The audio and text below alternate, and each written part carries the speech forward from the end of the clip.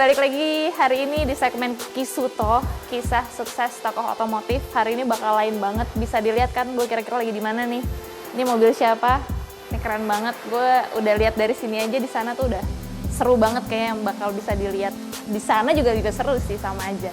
Jadi oke, hari ini gue di rumah pembalap Indonesia yang masih muda banget. Dan dia keren banget prestasinya, dia udah cetak sejarah di tingkat dunia ya. Ini balapannya udah bukan nasional lagi, tapi udah internasional. Bisa dibilang dia si anak pembalap Indonesia termuda yang paling cepat dan paling paling konsisten, paling tahan lama. Jadi nggak usah lama-lama, kita langsung aja deh ngobrol sama orangnya. Kita ke dalam.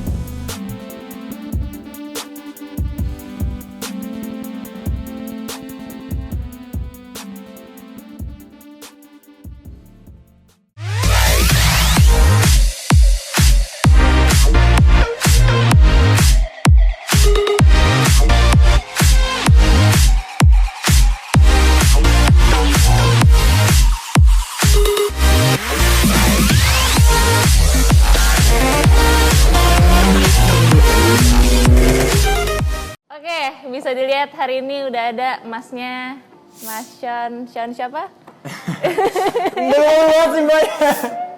Malu banget, gue soalnya ngefans banget, jadi bingung kesini tuh dari semalam nggak bisa tidur gue.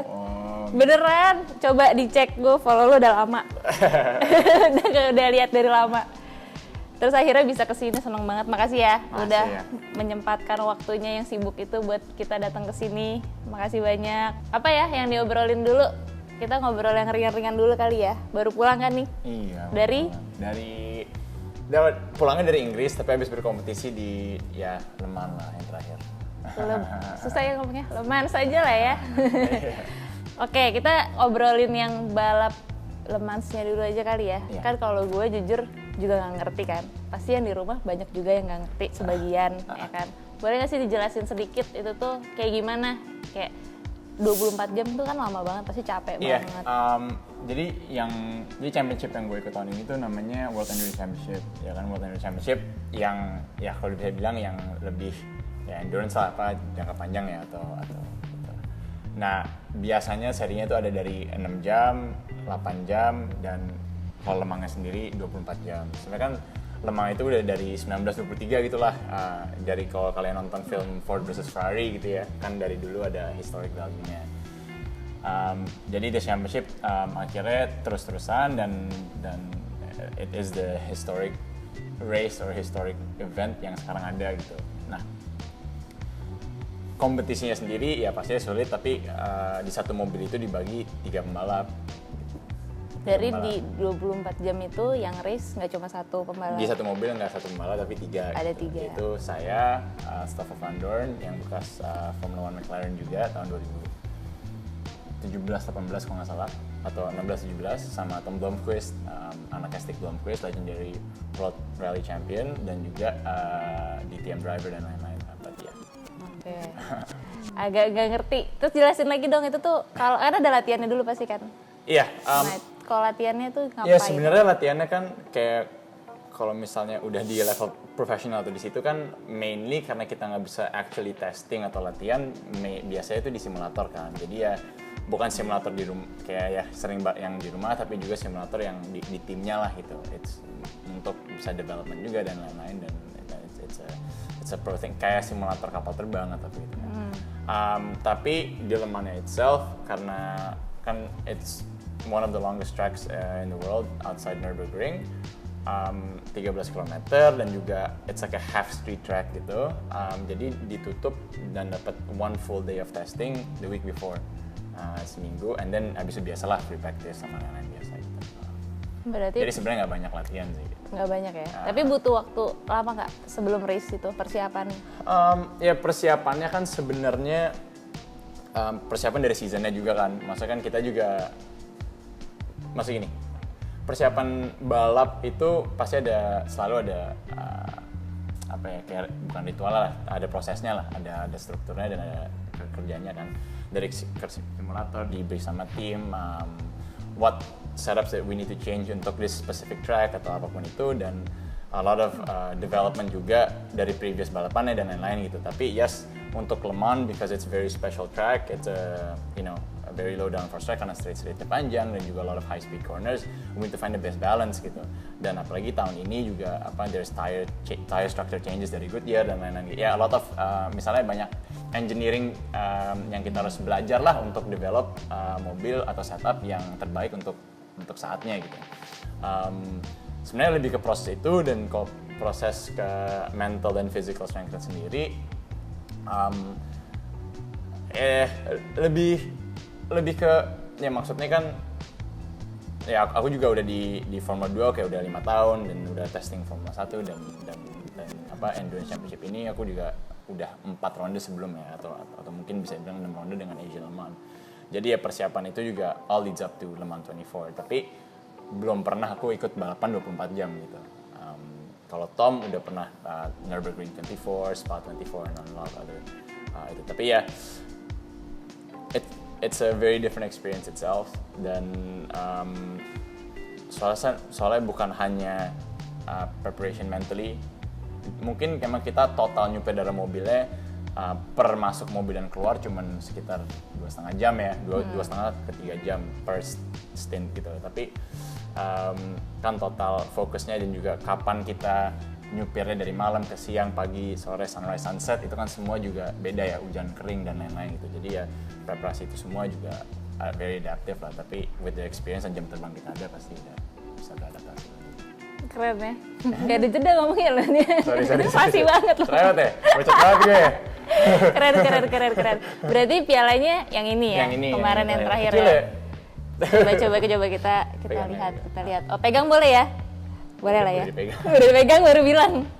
Ini oke. Ini yang kemarin baru banget nih ya? Iya, baru banget. This is Le Mans, and then before that was Monza. Habis itu Portimao, and then Spa yang balapan pertama tahun ini, and then Abu Dhabi, Dubai. Keren banget ya, bisa di tingkat internasional. Alhamdulillah banget sih Mbak. Mbak apa? Jamban. Kayaknya tua banget gue. Panggilnya apa? Tasa aja. Tasa, iya.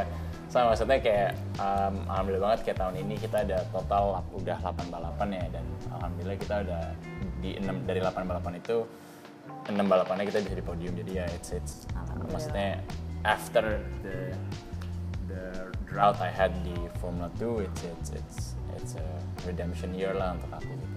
Itu kan di kemarin balapannya ada 3 pembalap. Nah itu sistemnya gimana? Dalam 24 jam itu? Jadi juga sebenarnya di what's really important di Le Mans juga, it's a lot of strategy kan. Kayak beda pembalap, beda-beda lah strength-nya juga gitu kan. One is very quick for one lap, one is more consistent, one is better on fuel, one is better on this, dan banyak hal lain lah gitu. Tapi kayak satu juga lebih bagus di start, satu lebih bagus di ini. Ya maksudnya there's a lot of technical differences gitu.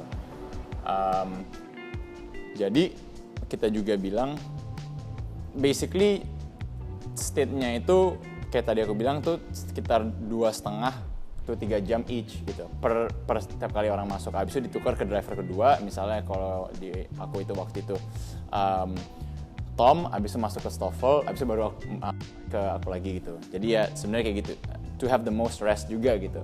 Tapi ada juga waktu yang misalnya karena di Le Mans itu nyupir dari jam 3 sampai jam 5 itu dibilang graveyard shift, is the hardest for your body, for mentally and track condition lain itu.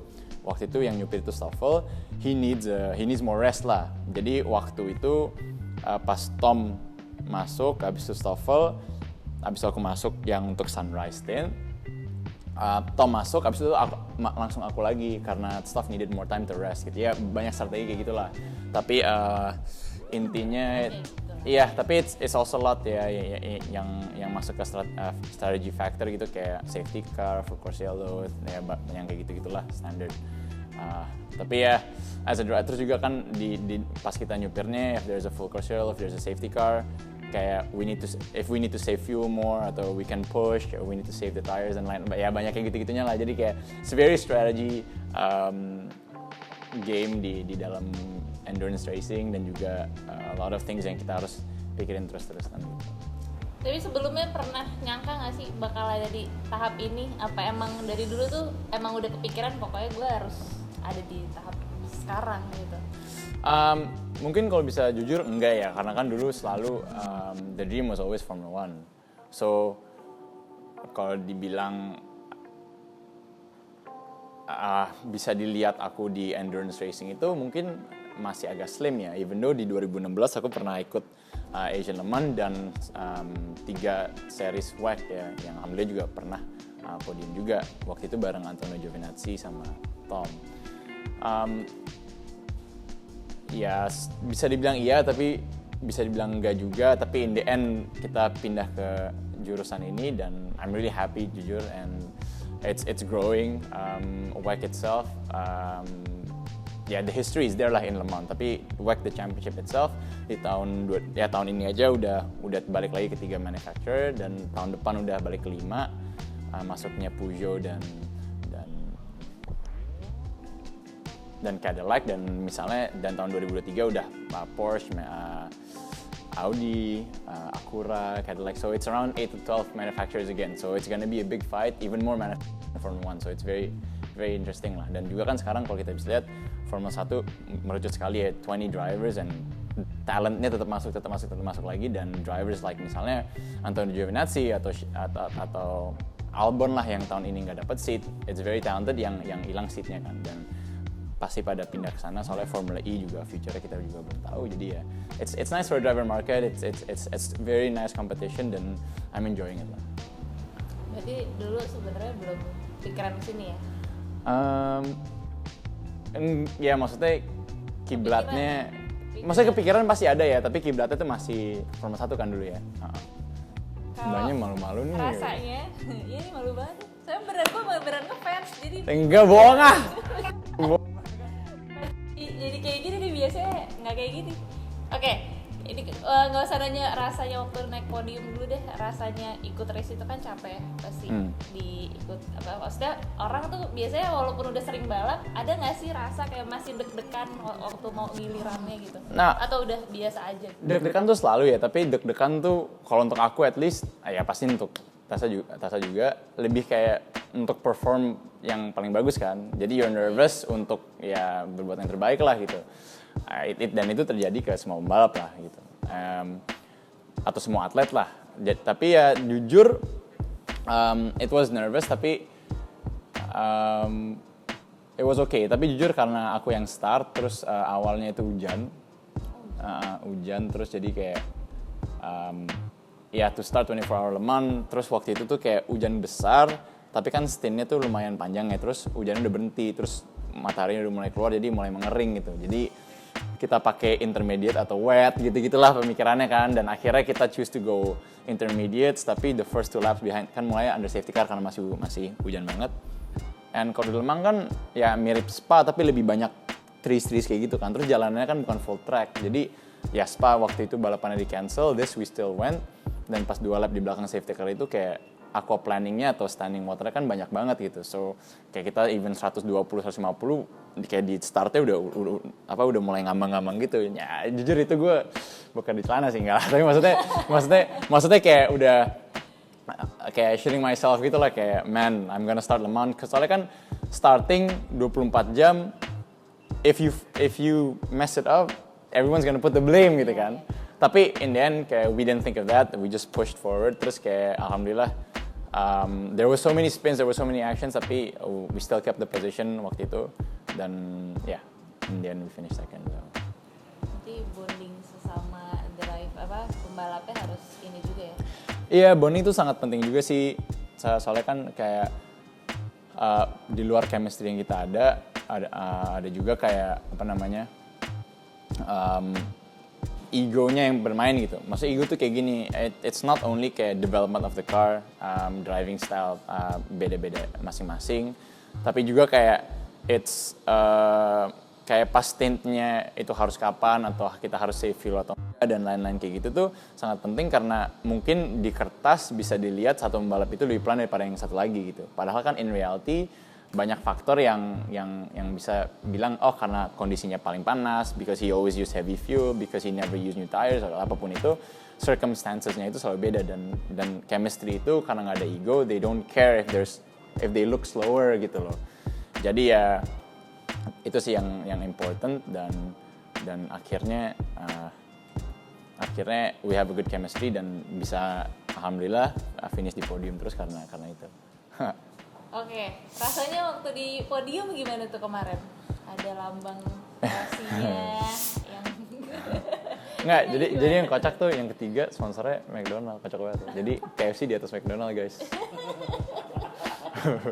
Iya, serius. Nggak, jadi nggak, it's jujur karena tahun ini fansnya juga udah mulai ada, mungkin emang nggak 100% tapi 50% tapi udah lumayan banyak. Jadi ya to see the team, to see everyone, dan podium ceremony-nya Le Mans kayak mirip kayak Monza Tifosi kayak gitu kan. Jadi it's honestly an amazing feeling and to see this trophy kayak handed to you dari orang-orangnya, dari FIA-nya, dari ACO-nya. Ya, it's an amazing feeling ya. Memang jadi di balapan itu kalau kalian nggak nonton atau nggak tahu, kita waktu itu udah ada di posisi leading, terus karena kita dapat ada infringement dengan salah satu rules dengan kayak safety car dan lain-lain, kita dapat pokoknya total we lost around 5 minutes in the pit lane gitu. So then dari leading kita udah ke posisi 5, 5 minutes behind the lead. 5 minutes behind the lead tuh 1 lap down, 1 lap setengah lah from the leaders. And through the night kita claw back up and yeah, we were the fastest car dan akhirnya kita bisa finish 0,7 di belakang. Jadi ya maksudnya kita bilang ya kalau 1 lap lagi mungkin kita bisa menang atau apapun itu, tapi in the end of the day semua mobil yang berkompetisi di Le Mans itu pasti ada dramanya sendiri, pasti ada kendalanya sendiri. Jadi ya we're happy to finish second in the podium and alhamdulillah juga kita leading the championship by 1 point now. So insyaallah 2 round lagi Bahrain back to back ya, kita bisa bawa juara dunianya lah insyaallah ke Indonesia. Itu kok yang di artikel kemarin ada yang bilang kalau Sean udah nyobain mobilnya dulu di Bahrain itu emang karena inisiasi di web kan nyobain mobilnya dulu, bener gak sih? Yang di Bahrain tuh nyobain mobilnya dulu. Jadi gue baca artikel kalau rekan setim lo itu they were very grateful because you tested the car di Bahrain. No, in Le Mans.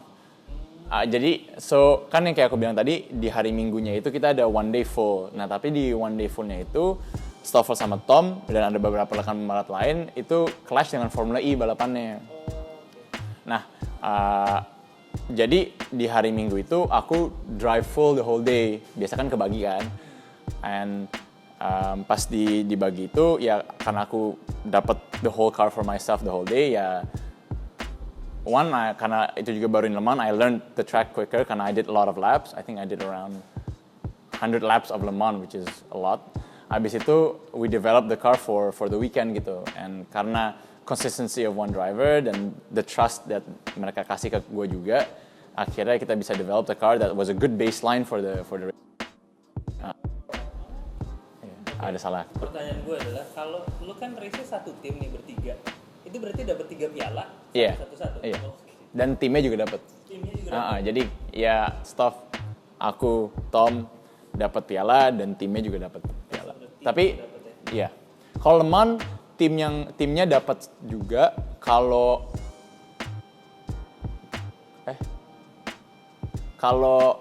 yang WEC biasanya yang menang doang dapat tim piala.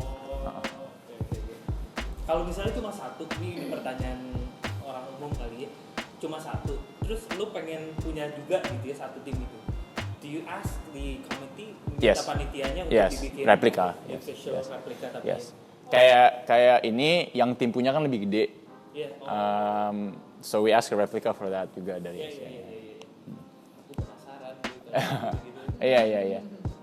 Oke, masuk ke Kisuto aja ya. Udah panjang kan? Kisuto. Kita masuk ke Kisuto, kisah sukses tokoh otomotif. Itu segmennya kesini itu sebenarnya. Oh, oke. Itu cuma opening tentang Sean aja. Panjang juga ya openingnya. Oke, kan gue baca lo itu mulai ini kayaknya dari sprint rally dulu jadi Iya. navigator, bener atau enggak sih? Iya, jadi dulu kan kayak gini. Dulu bokap gue kan rally lah gitu. Ya maksudnya rally nasional, dan pas aku dari kecil tuh selalu nontonin dia kan. Dan ya, I idolized him. Ya di atmosfer balap waktu itu kan bareng banyak pembalap lainnya lah gitu. Dan ya kebawa dengan environment itu, ya pasti kan kalau anak kecil semua disuruh coba kan. Dan ya aku juga fell in love with it. Tapi karena bokap dulu mulai di rally, ya aku mulainya juga di rally gitu kan. Ya rally, maksudnya nyuper mobil rally lah gitu. Ya mungkin nggak, waktu itu kan kayak yang grup N 4-wheel drive gitu kan. Tapi kan itu masih terlalu gede, jadi awalnya tuh masih yang kayak 2-wheel drive, kayak dulu tuh kayak Suzuki Swift gitu-gitulah. Nah, sekalian belajar untuk, kan kalau rally kan pakai pace note, pakai gitu-gitu kan. Jadi untuk belajar pace note itu semua, dan karena aku masih muda juga belum bisa berkompetisi sebagai driver, masukinlah sebagai navigator. Karena masih muda. Sekarang juga masih muda kan? Ya iya sih. Tapi maksudnya kan kalau untuk mulai nggak dihitung muda gitu loh. Maksudnya kayak gini, kalau kita taruh perspektif itu aku mulainya umur sekitar 2006 lah, 2005 lah, misalnya kayak 9-10 tahun gitu. Tapi kalau kita masukin lagi, kalau taruh perspektif Max Verstappen di go-kart atau Antonio dari umur 3 tahun. Kan ngerti kan? Iya kan? Atau kayak misalnya sama lah, misalnya kalau orang yang mulai main bola dari umur 8 dibanding orang yang main bola dari umur 3, pasti kan jam terbangnya juga udah pasti beda gitu. Jadi dalam rangka muda sebagai anak muda, yes, tapi untuk muda sebagai mungkin atlet dihitung enggak gitu ya, bisa dibilang telat gitu. Ya. Oke, waktu itu ikut jadi navigator. Iya, jadi navigator. Habis itu ya karena untuk belajar untuk nyupir, jadi untuk belajar bikin pace note, untuk belajar gitu kan. Abis itu sampai umur 12, jadi aku tuh ya predominantly rally, jadi navigator dan juga kayak sambil latihan. Kan kalau mereka rally, aku ikut latihannya doang gitu. Habis itu aku jadi navigatornya. Jadi nyupirnya tuh pas sebelum rally-nya lah gitu, kompetisinya. Pas mereka latihannya. Habis itu aku juga tetap masih go-kart, tapi kayak dominannya tuh rally gitu. Kayak di go-kartnya cuma untuk kayak support doang gitu. Habis itu pokoknya akhir 2009 itu, future aku di balapan rally juga sulit. Soalnya gini, karena aku masih umur 12 ke 13, aku nggak bisa berkompetisi karena perlu sim kan kalau rally gitu. Jadi cuma bisa sprint rally. Terus sprint rally nggak banyak. Terus misalnya kalau end game aku itu WRC, aku bisa berkompetisi di mana lagi nih untuk latihan gitu kan. Itu kan masih sulit. Jadi ya dari itu satu sisi, dan juga everyone aku nonton di TV, aku nonton semua itu kan waktu itu zamannya ya the Michael Schumacher era, dan zamannya mulai Raikkonen and these guys gitu kan. Dan aku dari dulu juga nonton dan I loved it more gitu. I loved more competing lawan di satu track sama orangnya gitu, fighting like actual racecraftnya gitu, pas atau latihan di go-kart atau apapun itu. Jadi ya akhirnya we made the decision untuk switch ke kalau bisa dibilang ke kiblat balap lah gitu. Abis itu mulai full di program go-kartnya gitu. Langsung juara kalau nggak salah ya waktu itu. Iya. Pertama kali juara di go-kart. Jadi 2009 itu ya pembelajaran lah ya kan. Tapi 2010 alhamdulillah bisa juara nasional dan Asia. Abis itu 2011 aku ke Eropa. Setahun setengah gitu. Abis itu 2012-nya itu aku nggak menang by the way. Kayak bestnya cuman ke 4 di Suzuka atau apa gitu deh. Buat kesana aja tapi udah oke banget. Enggak, tapi gini loh, the pressure-nya tuh kan kayak lo habis menang Asia. Ya, tapi gini loh, kompetisinya kan susah ya. Karena di Asia itu, atau juara nasional, kita paling waktu itu tuh kompetisi ke Jurnas 5 atau 6 balapan. Dan Asia tambah lagi 4 atau 5 lah. Seluruh 11 balapan setahun gitu. Itu basically 1 per bulan gitu kan. Latihannya untuk kita ya paling sentul-sentul aja kan. Iya. Ya kan. Dibanding pembalap yang di Eropa, ya terus kompetisinya paling maksimum 20-25 orang pembalap. Itu waktu itu juga pas rame-ramenya. Dibanding pembalap-pembalap yang di Eropa, yang latihannya hampir tiap minggu, misalnya Jumat Sabtu Minggu per weekend, atau abis sekolah dia langsung nge-track karena aksesibilitas tracknya itu banyak banget. Dan kompetisi orang per region aja udah hampir 20-30 orang. Habis itu pas berkompetisi itu lebih dari 50 orang. Jadi kan competition-nya pasti tambah-tambah terus kan. Jadi kan kita harus improve lebih bagus lagi, dan jam terbangnya dan kompetisinya dan experience you gain a lot more. Jadi ya pas kita nyampe ke Eropa kita on the back foot gitu kan. Maksudnya jam terbang kita kurang, ini kita kurang ya. In the end kita harus pelajari lagi itu semua. Jadi ya tapi karena kita labeled as abis menang juara Asia, nyampe ke sana obviously di expect untuk kita menang lah ya kan, atau kayak berkompetitif lah di sana gitu. So that was a big learning curve. Kayak ya mentality kita sama mentality di Eropa atau malah sana kan sangat beda ya. Sana is very be killed lah, kita harus egois sekali, we need to fight. Dan di sini kan masih kayak oh ya baik gitu, dan kayak nggak enak sama orangnya gitu-gitulah ya kan. Jadi kayak tapi lo balik dari sana, di sini lo dimusuhin ya banyak kayak gitunya lah. Tapi in the end of the day kita belajar, we grow, we learn from mistakes. Dan 2012 aku masuk Formula Abarth waktu itu, which is kayak Formula 4 untuk setahun. Terus aku finish kedua di Asia, yang menang Antonio. And then aku masuk langsung ke Formula 3, which is a big step karena waktu itu Formula 3-nya digabung. Jadi biasanya kan ada British F3, Euro F3 gitu-gitu kan. Tapi tahun itu tuh FIA F3 digabung tuh, European FIA F3. Tahun pertama itu yang menang kalau nggak salah Raffaele Marcello.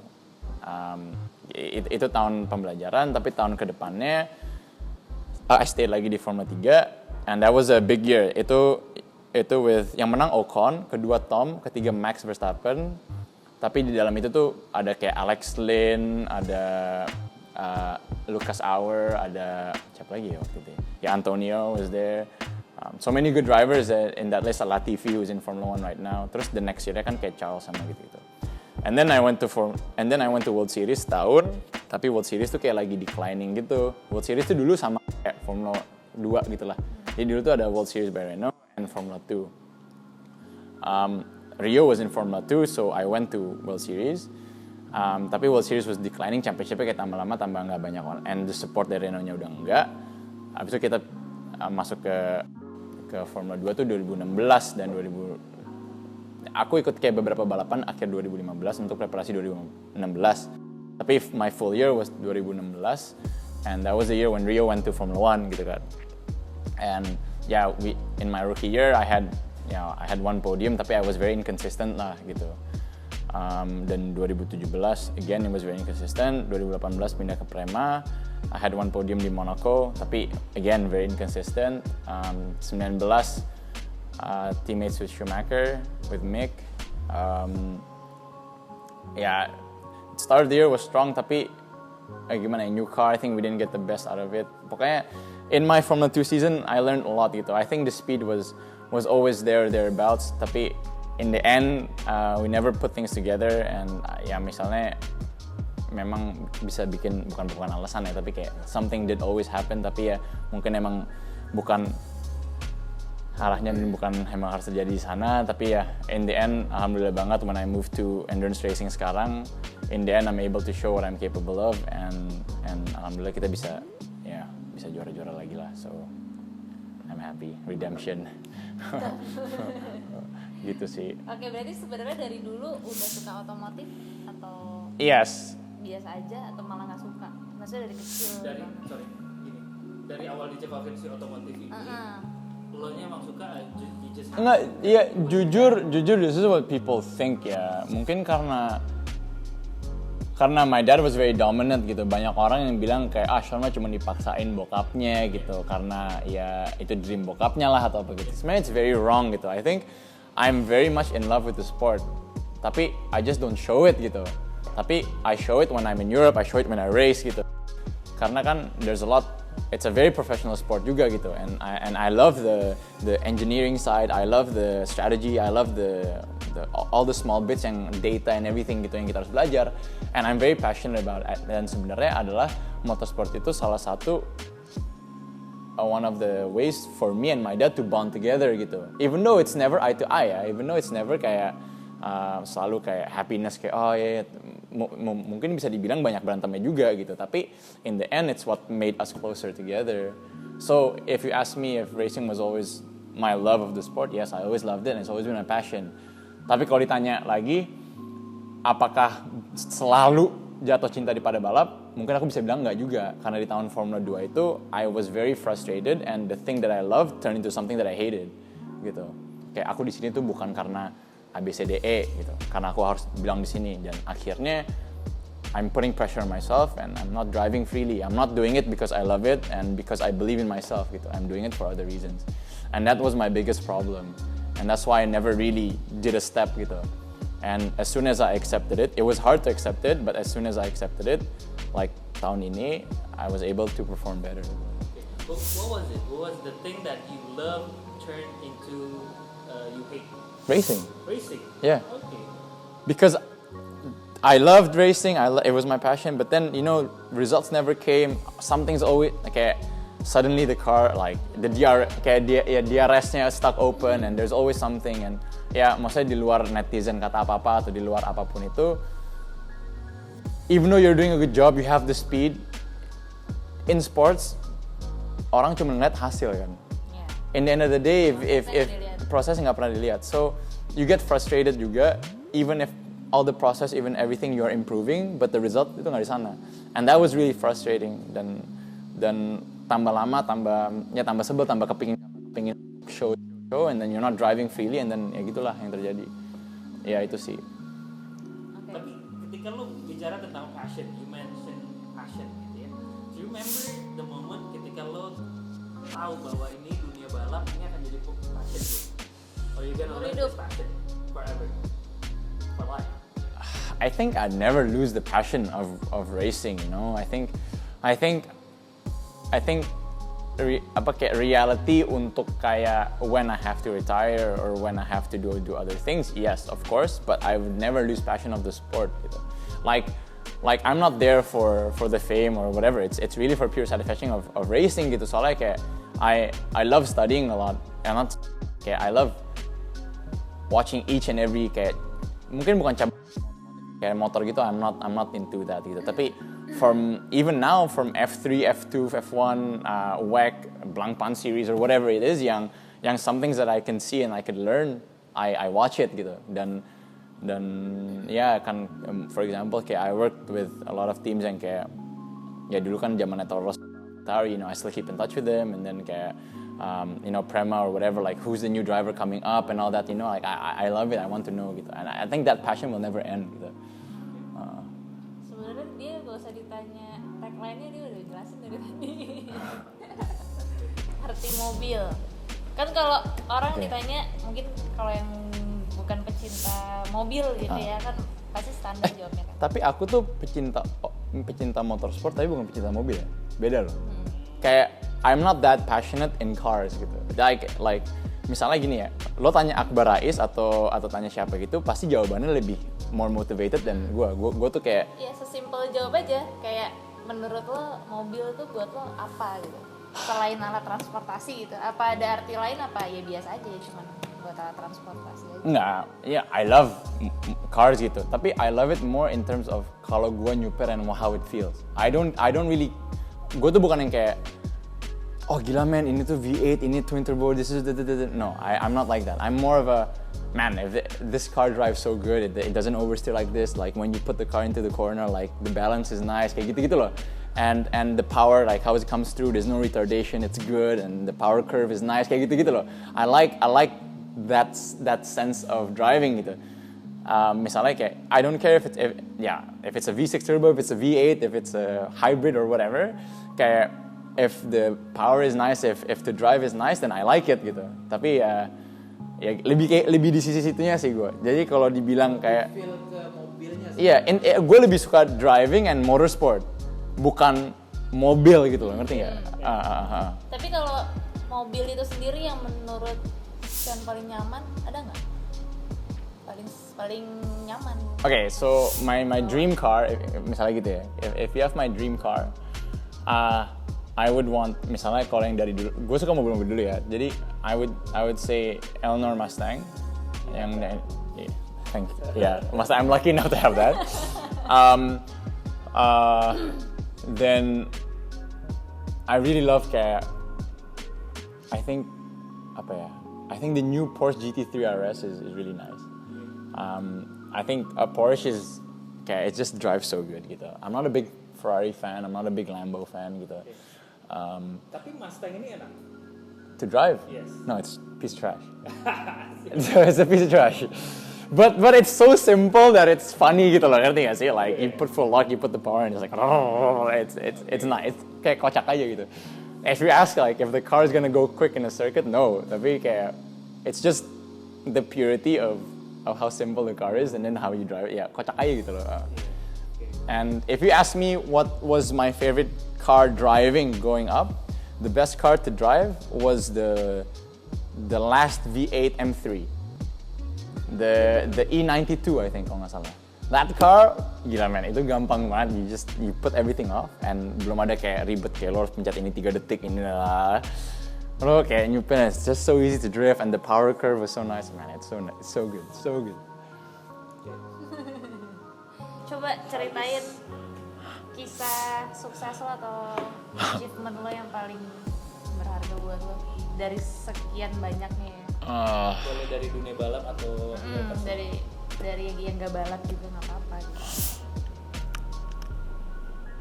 Well, I haven't, gini loh, yang gue paling sebel tuh, my highest achievement was always finishing second. I've won races in one championship, but it's never the big championship gitu loh. It's never the WEC, it's never the Formula 2 gitu. I finished second in Austria, I finished second in Monaco, which was very nice. I finished second in Le Mans, but I didn't win gitu. So I really want to win gitu. And I really want to win, or I want to win a championship. And I think that's I think what makes a great driver is to not only able to win one race, is to win it consistently. And I really want to win one championship. And if I can win this year being a world champion, that's my dream. Tapi if you ask me what is my best achievement so far, I would say either Le Mans because kita ngejar lagi ke posisi kedua, or Monaco. Monaco was also a big win for me. So dua itu sih. Tapi kayak gini ya, I would never be in that position kalau I didn't do a lot of crashes, I didn't do a lot of the other mistakes I've done gitu loh. It's how you learn from your mistakes that is able for me to get this far. Okay, talking about mistakes, what is the lowest low in your life? Lowest mistake I've done in motorsport kan? Anything. Boleh personal juga boleh. Enggak lah, let's stick in. Maksudnya di balap. Yeah. My biggest mistake was, I think what turned my year in 2018 was, so after Monaco second, itu balapnya di Paul Ricard French Grand Prix, and it was hujan mengering gitu, but we were on slicks. Jadi start hujan, tapi belum basah-basah banget, abis itu bakal mengering lagi karena weather forecast-nya nggak bakal hujan lagi. And I was really quick. I overtook my teammate and everything. I was P3, and then I spun and stalled. And ever since that, I never got a result again. So that changed my whole season, I would say. Itu yang That's the tadi. biggest mistake. I would say that's the biggest thing I'd regret, because it wasn't a mistake yang gue juga gede-gede banget. It was like a silly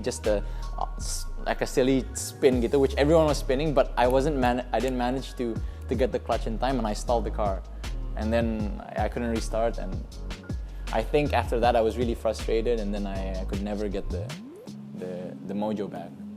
I think that was one of my biggest mistakes I've done. Yeah. Oke.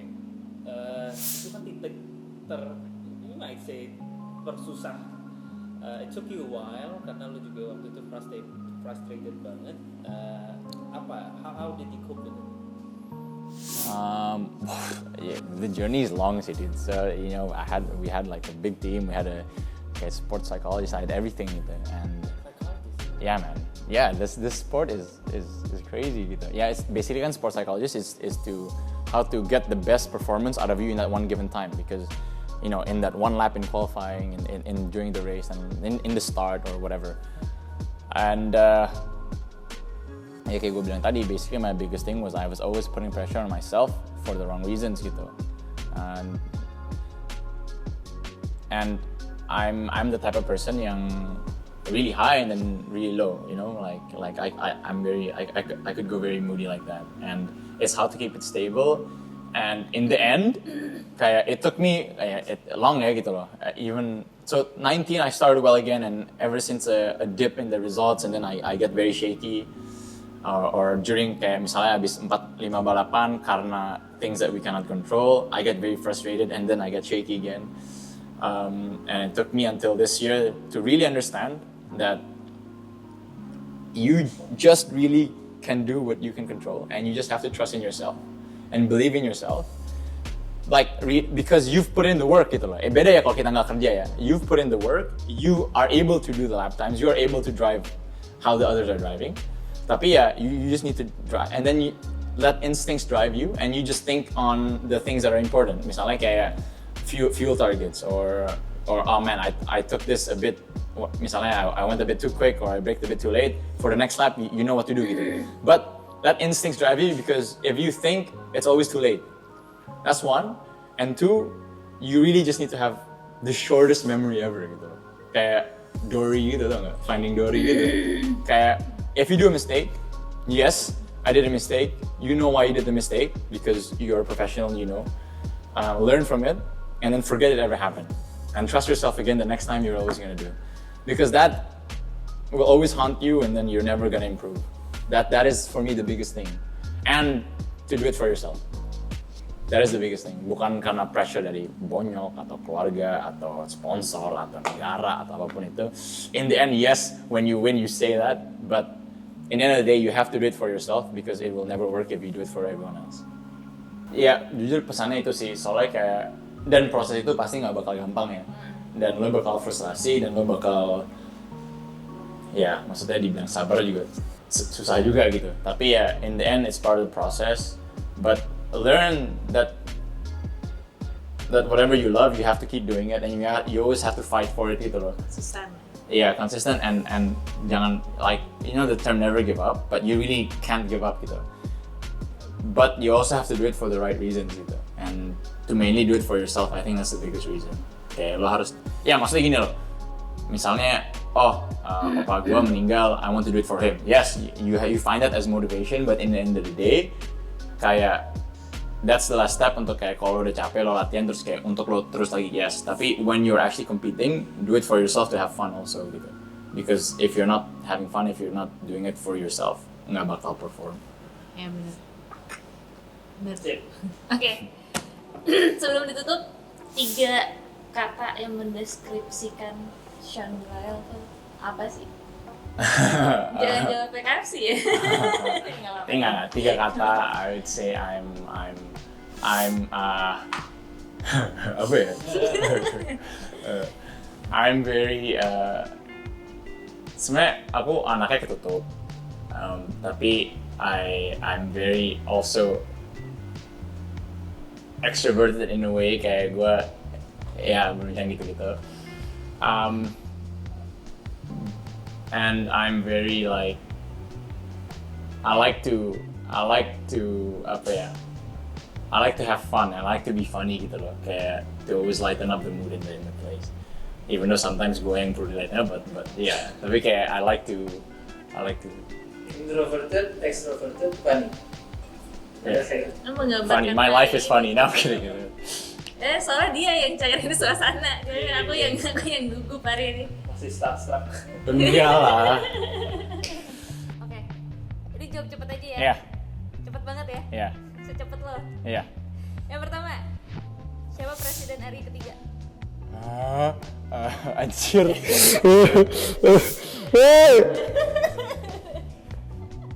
Habibie. Hai. Yes. Gue nggak sebego itu. Ibu kota Senegal. Nggak tahu. Nggak tahu lah ya. Oke. Nama pembalap paling kaya. It's actually Nicholas Latifi. Iya? Yes. Nah, Lewis Hamilton. Oh, salary wise, Lewis Hamilton. I fucked up there. Sorry. Oke. Kapas 100 kilo sama besi 100 kilo beratan Sama. Oke. Gue sebego itu guys. Siapa artis Indonesia paling cakep? Cakep tuh perempuan kan? Iya dong. Artis Indonesia paling cakep Gue gak suka artis guys. Apa dong sukanya? Tatiana Safira. Siapa? Tatiana Safira. Lanjutin peribahasa ini. Berakit-rakit dahulu. Wah, gue gak tau men. Gue taunya Adobe Talas. Itu apa? Terusnya apa? Terusannya? Terserah itu, terserah. Oh, ya nggak usah. Berakit-rakit dahulu. Bersenang-senang kemudian, ya terserah. Iya. Oke, lanjut. Agak payah. Kepanjangan SPBU. Itu pom bensin. Harga 1 liter Pertalite. Aduh, Gak ini harusnya gue tahu guys. Soalnya dia udah dipakai. Bukan, harusnya gue. Kisaran berapa? Ayo. 9 ribuan lah. Iya kan? Bener kan? Enggak lah, kemahalan lah. Enggak, maksudnya. Enggak. Oke, Iya. lanjut. Itu Pertamax. Ini Pertamax. Pertamax. Bangun tidur terus ngapain? Ku terus mandi. Beneran mandi? Enggak, gue jujur. Biasanya nge-gym dulu abis mandi. Gue langsung makan. Bangun tidur langsung makan? Makan pagi.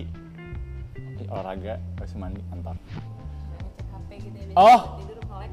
Bisa ngecek HP. Iya, apa enggak sih? Enggak ya? Iya. Iya kan? Iya, biasanya kayak. Gitu. Iya benar. Oke, terakhir. Kalau punya superpower, pengen jadi apa? Teleportation. It's always been my thing, teleportation. Apa? Hah? Oh iya.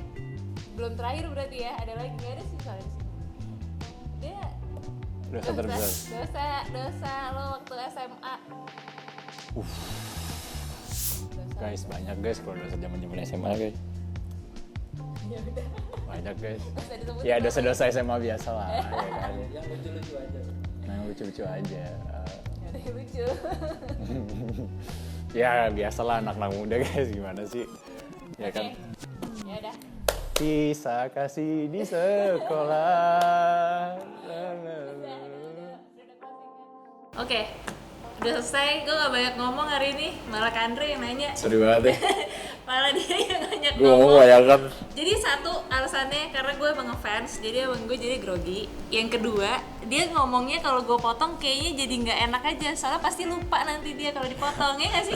Jadi kalau gue potong-potong terus kayak tapi kepo di tengah jalan, tapi sebenarnya nggak usah ditanya juga, udah cukup. Tapi jujur ya, Menjelaskan. gue tuh dulu tuh nggak suka banget interview tentang balap loh. Karena I don't know, just because karena apa ya, gue nggak pernah. Ya pokoknya now I'm thereabouts lah. Kayak gue bilang tadi, kayak dulu tuh gue selalu sebel dengan situasinya, jadi gue nggak pernah mau untuk cerita-cerita tentang experiences gue. Tapi kayak Enjoy banget. iya Dan now. But semangat yeah, banget, it took me a lot of time. mendalami banget bahkan dari yang terlihat gitu. Iya nggak sih? Iya, Bener makanya kan? tutup kan gue. Oke, kita tutup Thank hari you. ini. Shana juga sibuk soalnya.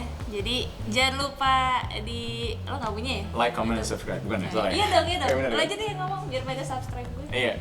Kan Channelnya apa? subscriber gue belum banyak. Tasa Saputri. Guys, jangan lupa untuk like, comment, and subscribe di Tasa Saputri dan give her a follow and everything. So, Kita doain Shan terus sampai ada di posisi yang diinginkan, bahkan Baik. kalau bisa lebih. Amin. Amin. Thank you. Bye.